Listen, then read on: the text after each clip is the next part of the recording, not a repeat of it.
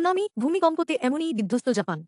তার উপর সেই দেশেরই রাজধানীতে ঘটে যাওয়া এই ঘটনা আরও একবার চমকে দিল গোটা বিশ্বকে। মঙ্গলবার জাপানে একটি বিমান ল্যান্ডিং করার সময় সেটিতে আগুন লেগে যায়।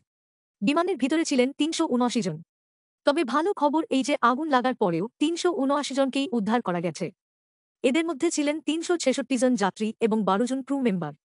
জাপান এয়ারলাইন্সের বিমানটি হ্যানেডা বিমানবন্দরে ল্যান্ডিংয়ের সময় একটি কোস্ট গার্ড বিমানের সঙ্গে সংঘর্ষ হয়। সংঘর্ষের পরই দাউদাউ করে জ্বলতে থাকে আগুন।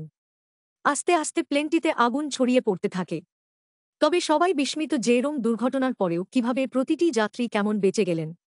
জাপানের সরকারি চ্যানেল এনএইচকে বলছে, ঘটনার পরই উদ্ধারকর্মীদের সতর্ক করা হয়েছিল।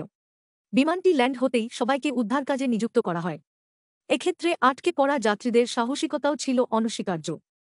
ইমার্জেন্সি ডোর দিয়ে বেরিয়ে আসে তারা। কারো কারো আহত হওয়ার খবর থাকলেও কেউ প্রাণ হারাননি। এটি সবচেয়ে বিস্ময়কর বিষয়। ঘটনার পরই উদ্ধারকারী দলের সক্রিয়তা এবং দমকলের ৭০টি গাড়ির উপস্থিতি প্রশংসনীয়। গোটা বিমানটি পুড়ে ছাই হয়ে গেলেও সমস্ত যাত্রী নিরাপদ। উল্লেখ্য, অনেক বছর পরে জাপানে এই ধরনের বিমান দুর্ঘটনা ঘটল। জাপানের শেষ বিমান দুর্ঘটনা ১৮৮৫ সালে টোকিও থেকে ওসাকাগামী একটি বিমান ক্র্যাশ হয়। সেই ঘটনায় ৫২০ জন মানুষ প্রাণ হারায়। ব্যাপক শোরগোল হয় এই ঘটনাটি নিয়ে।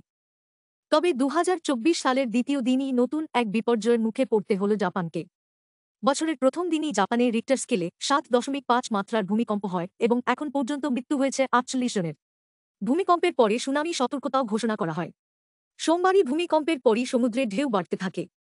উল্লেখ্য, ২০০৪ সালেও জাপানকে সুনামির প্রকোপে পড়তে হয়।